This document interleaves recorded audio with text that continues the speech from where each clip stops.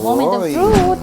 Wow! Okay guys, kagigising lang namin. Okay guys, meron tayong bagong appliances na naman. Ang laki ng box. Tingnan nyo naman. Ayun o.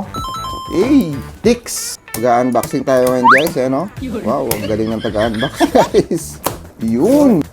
Yun. I'm so excited. Ganda to guys. Ano to? Stainless. Yung pinaka-top niya. O, meron siyang whole board. Ito yung sukat niya sa pinakalababo mo. Lalagyan ng butas. Yan yun. May kasama ng parang adhesive siya. Nilalagay siya sa ilalim ng stainless. Ay, ang bigat ng ano niya oh. Tignan mo. Ay, Ha? oo nga. Kapal.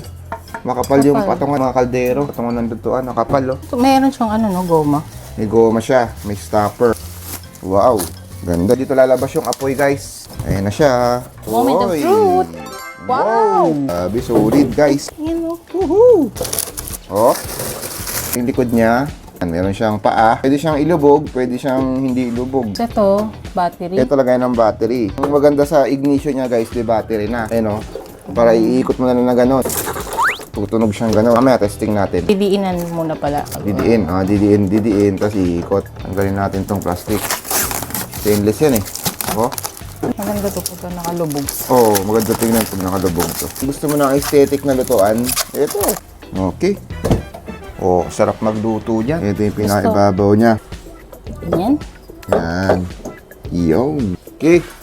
Tapos ito. Ito, bigat nito. Ah, kaya pala may ano para ito dito. Stopper. Yun. Hindi nagagasgas. Ganda oh. Wow. Sheesh! Panalo na naman tong Tix na to guys. Testingin na natin yan, syempre. Let's go! Kung gusto nyo mag-check out nito guys, nandyan lang yung link sa basket sa baba. Lagay ko dyan para maka-order din kayo ng Tix gas stove na stainless. Tapos yung ignition niya, battery operated. Maganda yung apoy niyan guys, malakas. Maganda dyan, tipid sa gasol to. Let's go!